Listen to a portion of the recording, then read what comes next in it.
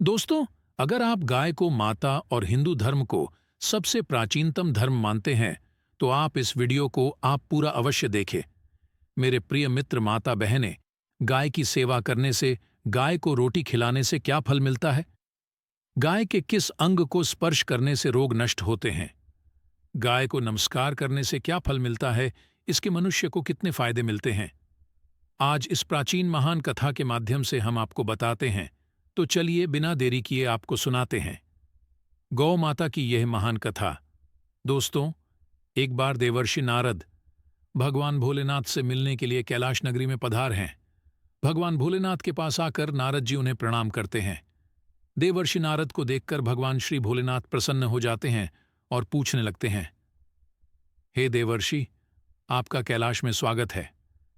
आज किस प्रयोजन से कैलाश में आने का आपने निर्णय लिया?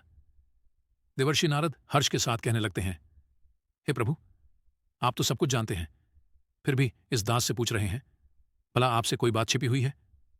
मेरे मन में क्या प्रश्न है, आपको भली भांति पता है। भगवान भोलेनाथ कहते हैं, हे देवर्षि, मैं आपकी द्विधा को जानता हूं और यह भी जानता हूं कि आप समस्त मनुष्य जाति के कल्याण के लिए ही आज यहां पर पधारे हैं। आप निसंकोच होकर पूछें, आपके मन में जो भी प्रश्न हो। फिर देवर्षि कहने लगते हैं, हे प्रभु, यदि आप चाहते हैं तो मैं आपसे एक प्रश्न पूछने की चेष्टा करता हूं। प्रभु, मैं आज पृथ्वी लोक का भ्रमण कर रहा था, तो मैंने बड़ा ही विचित्र दृश्य देखा। मैंने देखा कि कुछ दुष्ट मनुष्य गायों को मार रहे थे, वहीं दूसरी ओर कुछ मनुष्य गायों की पूजा भी कर रहे थे। तो प्रभु, यह दृश्य देखकर मुझे बड़ी व्यथा हुई। मनुष्य खुद के स्वार्थ के लिए निष्पाप पशुओं पर अत्याचार क्यों करता है? हे प्रभु, मेरे मन में यह जानने की जिज्ञासा हो रही है कि जो मनुष्य गाय की सेवा करता है, उसकी पूजा करता है, उसे क्या फल मिलता है, और जो पापी गायों पर अत्याचार करता है, उन्हें कौन सा दंड मिलता है? इस प्रकार से नारद जी द्वारा पूछे जाने पर भगवान भोलेनाथ मुस्कुराते हुए कहने लगते हैं, हे देवर्षि, आपने बहुत ही उत्तम प्रश्न किया है। जो गायों को कष्ट देता है, उसे तो उसके पाप कर्मों के लिए नरक में दंड अवश्य मिलता है, किंतु जो गायों की सेवा करता है, उन्हें उत्तम लोकों की प्राप्ति होती है। गायों की सेवा करने से पृथ्वी लोक पर और परलोक में मनुष्य को कौन सा फल मिलता है, मैं आपको इस कथा के माध्यम से समझाता हूं। दोस्तों, उससे पहले गौ माता और भगवान भोलेनाथ के सच्चे भक्त इस चैनल को सब्सक्राइब करके वीडियो लाइक जरूर कर दे। तो भगवान भोलेनाथ आगे कहते हैं, हे देवर्षि, आप इस कथा को ध्यान से पूरा जरूर सुने। इस और कथा को जो भी मनुष्य सुनता है और इसका प्रचार करता है, उसके समस्त पाप नष्ट हो जाते हैं, उसे धन धान्य की प्राप्ति होती है और मृत्यु के बाद वह मेरे धाम घोलोक में जाता है। देवर्षि कहने लगते हैं, हे प्रभु, यह मेरे सौभाग्य है कि आपके मुख से मुझे यह कथा सुनने को मिल रही है। मैं इस कथा को ध्यान से पूरा सुनूंगा और इसका प्रचार मनुष्यों में करूंगा। भगवान भोलेनाथ कहते हैं, हे देवर्षि, प्राचीन काल की बात है। पृथ्वीलोक पर मनु के वंश में एक दिलीप नाम के राजा हो गए हैं। महाराज दिलीप धर्म का पालन करने वाले, गुणवान, चरित्रवान तथा महापराक्रमी थे। उन्होंने धर्मपूर्वक पृथ्वी का पालन किया और अपनी प्रजा को सदैव ही प्रसन्न रखा। उनकी प्रजा सदैव उनसे संतुष्ट रहती थी। मगध देश की राजकुमारी सुदक्षिणा महाराज दिलीप की पत्नी थी। महाराज दिलीप और महारानी दक्षिणा बड़ी ही प्रसन्नता से रहने लगे थे, किंतु अनेक वर्ष बीत जाने के बाद भी महारानी के गर्भ से कोई संतान नहीं हुई। तब महाराज दिलीप एकांत में बैठकर सोचने लगे कि मैंने कभी कोई पाप नहीं किया है और मैंने सदैव ही धर्म के मार्ग पर चलकर ही सभी कार्य किए हैं। फिर भी मेरे किस दोष के कारण मुझे संतान प्राप्ति नहीं हो रही है? इतना सोचकर वे बहुत चिंतित हो गए। फिर उनके मन में एक विचार आया कि इस समस्या का समाधान केवल गुरु वशिष्ठ जी ही कर सकते हैं। वे ही मुझे मेरे दोष के बारे में बताएंगे और पुत्र प्राप्ति के लिए कोई उपाय बताएंगे। इतना सोचकर महाराज दिलीप अपनी पत्नी के साथ गुरु वशिष्ठ जी के आश्रम पर पहुंच गए। आश्रम पर वशिष्ठ जी नित्य कर्म, ध्यान आदि कार्य समाप्त करके अपनी पत्नी अरुंधति के साथ बैठे हुए थे। उसी समय महाराज दिलीप रानी के साथ उनके पास जाते हैं और उनका दर्शन करते हैं। वशिष्ठ जी ने महाराज दिलीप का स्वागत किया और उनकी पत्नी अरुंधति ने महारानी का स्वागत किया और उनका कुशल मंगल पूछते हुए उन्हें आशीर्वाद दिया। वशिष्ठ जी महाराज दिलीप से कहने लगे, हे राजन, सब कुशल? मंगल तो है ना? आप और महारानी का आज अचानक वन में मेरी कुटिया में पधारने का क्या प्रयोजन है? किस कारण से एक महान सम्राट को अपना राजपाट छोड़कर इस वन में आना पड़ा? श्वाकु कुल के सभी राजा महाराज पुत्र उत्पन्न करके उन्हें अपना राज्य सौंपकर तपस्या करने के लिए वन में आते हैं, किंतु आप अभी भी जवान हैं। आपने अभी अभी राज्य का कारभार संभाला है, आपने अभी तक पुत्र भी उत्पन्न नहीं किया है, फिर आप ऐसे अपना राजपाट छोड़कर वन में क्यों चले आ गए? यह आप जैसे महान सम्राट को शोभा नहीं देता है। फिर महाराज दिलीप कहते हैं, हे महर्षि, मैं आपके यहाँ पर तपस्या करने के लिए नहीं आया हूँ गुरुदेव, मैं आपके पास सहायता मांगने के उद्देश्य से आया हूँ। कृपया आप मेरी सहायता कीजिए, मैं बहुत दुख में हूँ। फिर महर्षि अगस्त्य कहते हैं, हे राजन, आपके जैसे महान सम्राट को भला किस बात की सहायता चाहिए? आप तो स्वयं सभी की रक्षा एवं सहायता करने में सक्षम हैं। महाराज दिलीप कहते हैं, हे गुरुदेव, मैं आपके पास यह जानने के लिए आया हूं कि किस दोष के कारण मुझे अभी तक पुत्र की प्राप्ति नहीं हुई है। कृपया आप अपनी दिव्य शक्ति से जानकर मुझे मेरा दोष बताइए और उस दोष के निवारण के लिए उपाय भी अवश्य बताइए। पुत्र के बिना मेरा जीवन व्यर्थ हो जाएगा, मुझे मुक्ति नहीं मिलेगी। तब महर्षि अगस्त्य कहते हैं, हे राजन, यह तो आश्चर्य की बात है, मैं अवश्य आपकी सहायता करूंगा। फिर महर्षि अगस्त्य अपनी दिव्य दृष्टि से महाराज के भूतकाल को देखने लगते हैं तो उन्हें राजा की एक भूल के बारे में पता चलता है। महर्षि अगस्त्य महाराज से कहते हैं, हे राजन, आपसे एक बड़ी भूल हुई है जिसका आपको ज्ञान नहीं है। जब आप इंद्रलोक में देवराज से मिलकर लौट रहे थे, तभी मार्ग में एक कल्प वृक्ष के नीचे खड़ी गाय और उसके बछड़े को आपने दुर्लक्ष्य कर दिया था। वह गाय और उसका बछड़ा अत्यंत भूखे और कष्ट में थे। आपने उस कामधेनु गाय को ना भोजन कराया और ना ही उसे नमस्कार किया। उस गाय ने आपसे सहायता भी मांगी, किंतु आप अपनी प्रसन्नता में खोए हुए थे और आपको उस गाय की पुकार भी सुनाई नहीं दी। आपकी कृतज्ञता को देखकर वह गाय अत्यंत दुखी हुई और उसने आपको श्राप दे दिया है। हे राजन, जो मनुष्य गाय को कष्ट में देखकर उसकी सहायता नहीं करता, भूखी गौ माता को भोजन नहीं कराता, उसे तो महापाप लगता है और उसी गाय के श्राप के कारण आपकी कोई संतान नहीं है। इस प्रकार से महर्षि अगस्त्य ने महाराज दिलीप को उनके दोष के बारे में बता दिया, जिसे सुनकर महाराज बहुत दुखी हुए और पश्चाताप करते हुए कहने लगे, हाय, यह मैंने क्या कर दिया, मुझ पर धिक्कार है। मेरी ही मूर्खता के कारण एक गाय को और उसके कोमल बछड़े को इतना दुख सहन करना पड़ा। मुझे तो अब राजा बने रहने का भी अधिकार नहीं है। महाराज महर्षि अगस्त्य से कहते हैं, हे गुरुदेव, मैं अपनी इस भूल को सुधारना चाहता हूं। कृपया आप ही मुझे कोई उपाय बताइए जिससे मैं इस घोर पाप से मुक्ति पा सक। मेरा अपराध क्षमा के योग्य नहीं है, किंतु फिर भी मैं प्रायश्चित करना चाहता हूं। फिर महर्षि अगस्त्य कहने लगते हैं, हे राजन, आप दुखी ना हो, इस दोष से मुक्ति का उपाय अवश्य है। आप मेरे आश्रम की नंदिनी नाम की गाय की सेवा करो। वह उसी कामधेनु गाय की पुत्री है जिसकी आपने सहायता नहीं की थी। अपनी पत्नी के साथ मिलकर तुम उस गाय की सेवा करो, उसकी आराधना करो, वह तुम्हें अवश्य पुत्र प्रदान करेगी। तभी वह नंदिनी गाय बाहर से उस आश्रम में प्रवेश करती है। उस गाय को आता देखकर महर्षि अगस्त्य बोले, हे राजन, देखिए, केवल स्मरण करने मात्र से ही कल्याण करने वाली यह नंदिनी गाय स्वयं चलकर आई है। आप भाग्यशाली हैं, यह गाय निश्चित ही आपके दुख दूर करेगी।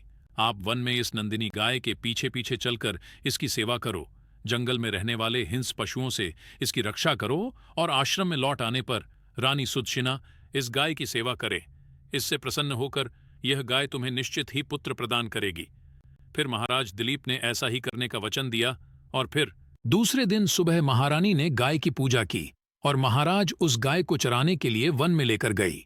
जब वह गाय चलने लगती तो महाराज उसके पीछे पीछे चलते, इधर उधर से हरी हरी घास लाकर उस गाय को खिलाने लगते। जब वह गाय किसी वृक्ष के नीचे बैठती तो महाराज भी उसके साथ बैठकर विश्राम करते।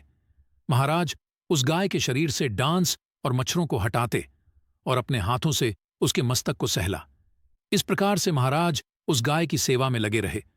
जब शाम हुई तो महाराज उस गाय के साथ आश्रम में लौट आए। आश्रम में पहुंचते ही उस गाय ने अपने खुरों से महाराज पर धूल उड़ाई, जिससे महाराज का शरीर पवित्र हो गया और उसके सभी पाप नष्ट हो गए। फिर महारानी सुदक्षिणा ने आगे आकर नंदिनी की अगवानी की और विधिपूर्वक उस गाय का पूजन किया तथा बारंबार उसके चरणों में मस्तक झुकाया। फिर उस गाय की प्रदक्षिणा करके हाथ जोड़कर वह उसके आगे खड़ी हो गई। फिर उस गाय ने उस रानी की पूजा को स्वीकार किया और रानी पर अपनी दृष्टि डालकर उसके सभी दोष समाप्त कर दिए। गाय की दृष्टि पड़ते ही रानी अत्यंत पवित्र हो गई। इस प्रकार से महाराज दिलीप को उस नंदिनी गाय की सेवा करते हुए 50 दिन बीत गए। फिर 51वें दिन महाराज जब गाय को लेकर वन चले गए तो वह गाय चढ़ते चढ़ते हिमालय पर्वत पर चली गई और महाराज भी उसके पीछे पीछे चले गए। वहां उस पर्वत पर खड़े होकर महाराज उस हिमालय पर्वत की सुंदरता को निहार रहे थे। इतने में ही एक शेर ने आकर उस नंदिनी गाय को बलपूर्वक दबोच लिया। राजा को उस शेर के आने की आहट तक नहीं हुई। उस शेर के चंगुल में फंसी नंदिनी ने दयनीय स्वर से बड़े जोर से चीत्कार किया, हे महाराज मेरी रक्षा करो, हे महाराज मेरी रक्षा करो। जैसे ही महाराज ने उस गाय की पुकार सुनी तो उन्होंने देखा कि एक भयंकर शेर ने उस गाय को दबोच लिया है और उस गाय की आंखों से आंसुओं की धारा बह रही है, जिसे देखकर महाराज व्यथित हो उठे और उन्होंने तुरंत ही अपना बाण निकाला और धनुष की डोरी पर रखा और उस शेर को मारने के लिए प्रत्यंचा खींची। उसी समय उस शेर ने महाराज की तरफ देखा। उस शेर की दृष्टि पड़ते ही महाराज का शरीर स्तब्ध हो गया। उनकी शक्ति क्षीण हो गई, उनका सारा बल नष्ट हो गया। अब उनके अंदर उस बाण को छोड़ने की भी शक्ति नहीं रही। फिर वह शेर उस महाराज से बोलने लगा, हे राजन, मेरे ऊपर प्रहार करना तुम्हारे बस की बात नहीं है, क्योंकि भगवान शिव मेरी ही पीठ पर पैर रखकर नंदी पर बैठते हैं। इसीलिए तुम मुझे मारने की चेष्टा मत करो और यहां से लौट जाओ। विधाता ने इस गाय को आज मेरा ग्रास नियुक्त किया है, इसीलिए तुम इसमें दखल मत दो। मैं जानता हूं तुम सूर्यवंश में जन्मे हुए राजा दिलीप हो।